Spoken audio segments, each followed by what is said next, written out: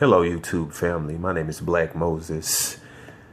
I'm a fleet maintenance technician. Been doing it for 10 years. I'm ASC certified. Two more tests, I'll be master certified. This is my air mix servo off of my 2007 Toyota Tundra. I've been having AC issues, not just AC issues, but also with the heat. The problem is, like when I cut the power on to the ignition, I started noticing that my AC heating and air ventilation control module wouldn't power up until like 45 seconds after that. None of the controls would function. The lights and none of that wasn't working. So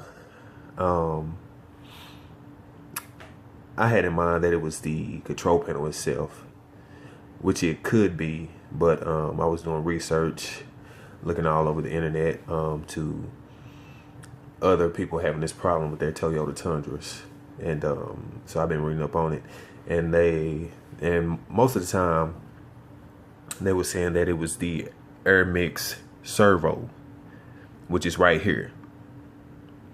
Also, which I believe controls the blending doors. Like my air and heat is working. When it finally powers on, the air and heat works. It blows cold, but all the air is being directed out of the defrost and out of the floor vents, and I would get little airflow through the vents in the dash. So like I said, the airflow function, the knob in the middle, wasn't working. And like I said, I believe this is the servo that controls your doors, directs the airflow. And okay, so so yesterday what I did was I pulled the panels off, the interior panels from inside the truck, and then finally got to the air servos on the driver's side. This one is the top, this one is the bottom. The bottom one, you know, it functions fine, which is, it also it controls your you know, your air temperature controls. The one on the left side, your main one, this is the one that controls that. And then you have two more. You have one or two. I believe you have one servo on the passenger side, and that controls the passenger side temperature settings. So so back to this one. So what I did was I was trying to just pull this air mix servo by itself, you know, so I wouldn't have to, you know, it wouldn't be too much work. So I left the ventilation, and all this is connected to the ventilation box in the center console. It's behind your temperature panel, your radio cluster, and to get that out, you have to pull. I would have had to pull the gear shift and all that, and the panels and all that. So what I did was I just pulled the panel underneath the steering wheel, and a few other things to get to the air servos on the driver's side. And I left the ventilation box and all that still intact. It's still in place. I didn't touch none of that. And so I did.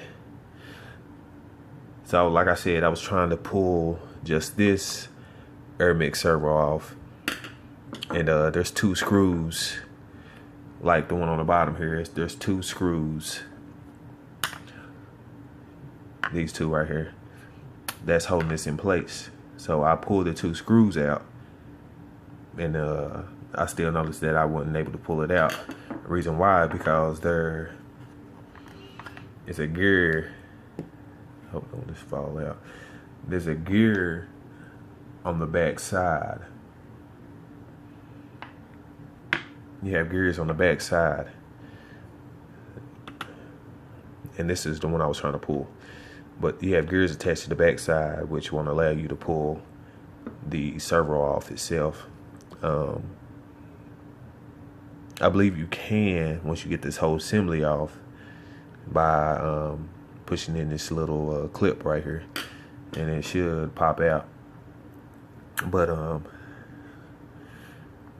and also, before I pulled anything, I marked pretty much every gear that was on the servo itself, and at the ventilation box, to keep it in sync. So you want to, make sure you mark, and you know what I'm saying, use a paint marker or a Sharpie marker, you know what I'm saying, leave some type of mark so you know, hey, when you go back and install it, you want your gears to be just the way it was when you disassembled it. So let me flip this back over.